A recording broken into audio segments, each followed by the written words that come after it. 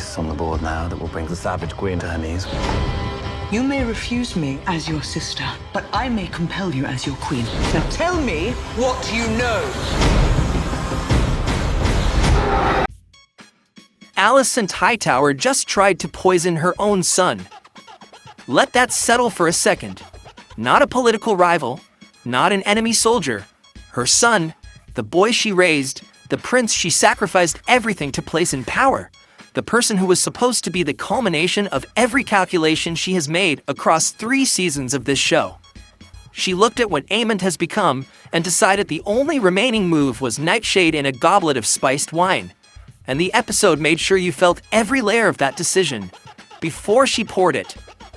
House of the Dragon Season 3 Episode 7 just aired, and it is the penultimate episode doing exactly what penultimate episodes in this universe are designed to do. It does not give you the battle.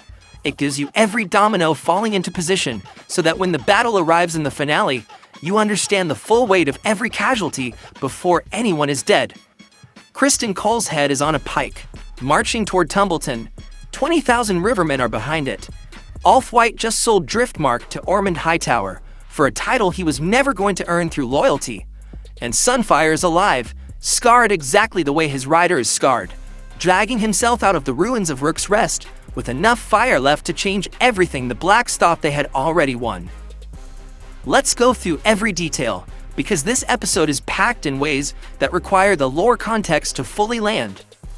The opening tapestry changes are where the show is hiding its most significant foreshadowing, and the additions this episode are not subtle once you understand the visual language.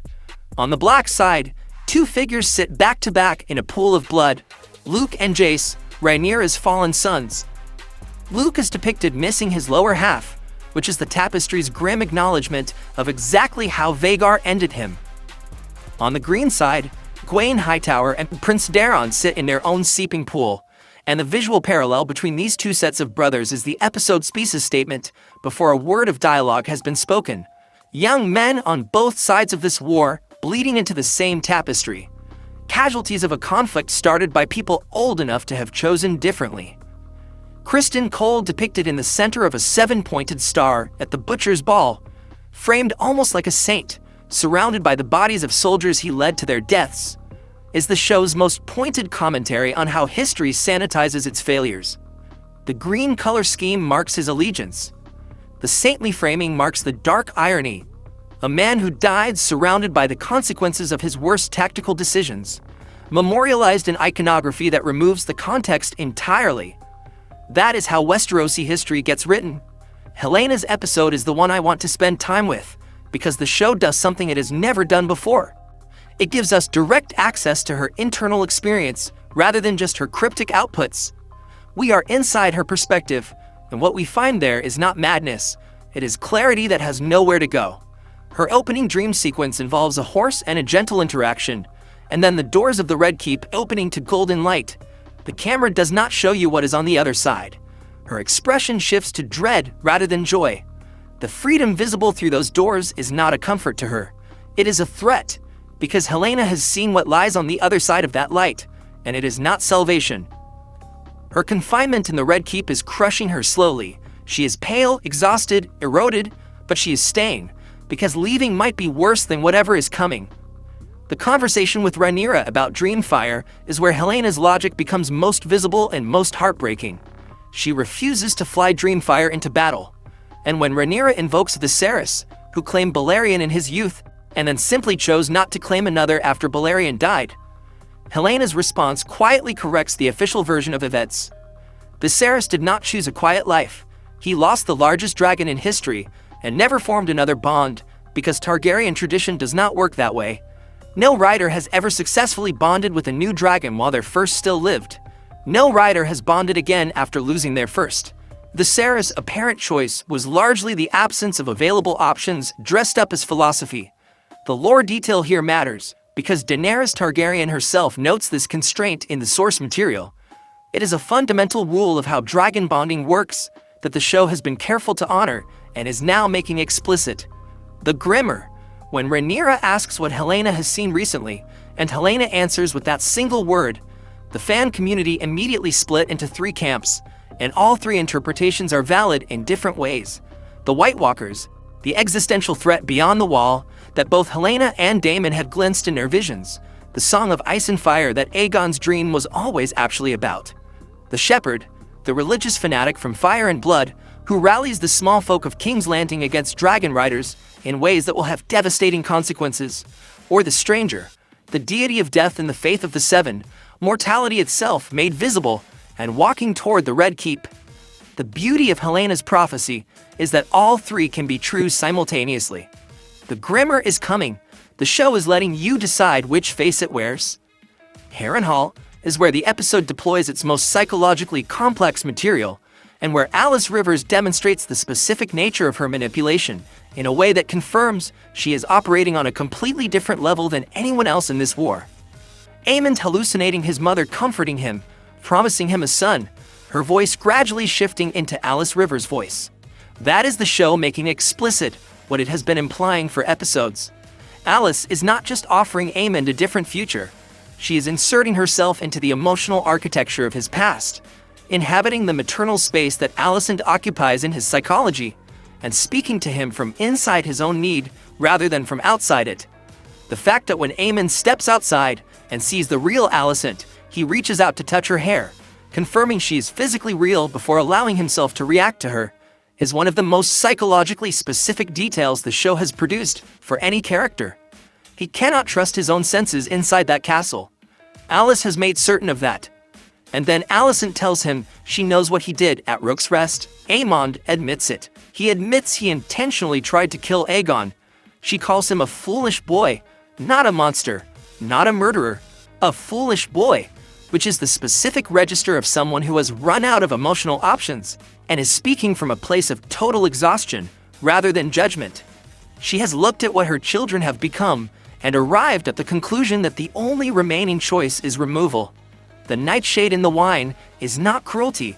It is the last available mercy from a woman who has no other tools left. Alys catching it, intervening, saving Aemond, and administering the antidote, while Alicent flees believing the job is done. That is Harrenhal cementing its hold. Alicent is gone. Aemond is bound tighter to Alys than he was before, saved by her hand from his own mother's poison. The castle has consumed another person. The Tumbleton situation arriving with Criston Cole's head already on a pike is the episode efficiently establishing that the Butcher's Ball has already happened before we arrive in the south. The marching host of 20,000 houses Blackwood, Bracken, Mallister, Vance, Tully, and the Winter Wolves of House Stark is an overwhelming force against whatever the Greens can muster in a fortified market town.